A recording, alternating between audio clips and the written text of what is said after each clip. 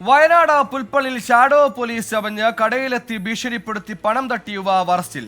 താനൂർ റസാൻ കടപ്പുറം ചെറിയ മൊയ്തീൻ വീട്ടിൽ CM മുഹമ്മദ് റാഫിയാണ് ജില്ലാ ലഹരി വിരുദ്ധ സ്ക്വാഡും പുൽപ്പള്ളി പോലീസും ചേർന്ന് പിടികൂടിയത്. 2 ദിവസം മുമ്പായിരുന്നു കേസിനാസ്പദമായ സംഭവം.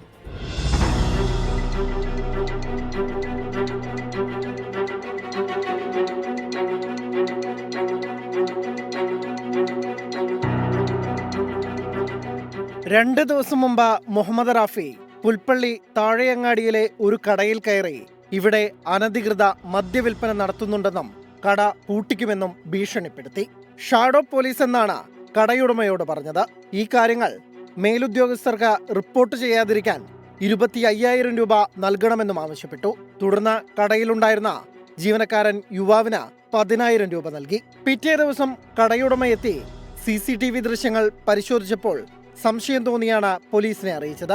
ഉച്ചയോടെ പോലീസ് ഇയാളെ പിടികൂടി. ആൾമാറാട്ടത്തിനുൾപ്പെടെയുള്ള വകുപ്പുകൾ പ്രകാരം കേസെടുത്തു. കോഴിക്കോട്, മലപ്പുറം ജില്ലകളിലായി സമാനമായ രീതിയിൽ ഇതിനു മുമ്പും പ്രതി തട്ടിപ്പുകൾ നടത്തി പിടിക്കപ്പെട്ടിട്ടുണ്ട്. മുഹമ്മദ് റാഫിയെ കാപ്പ ചുമത്തി പോലീസ് മലപ്പുറത്ത് നിന്ന് നാടുകടത്തിയതാണ്.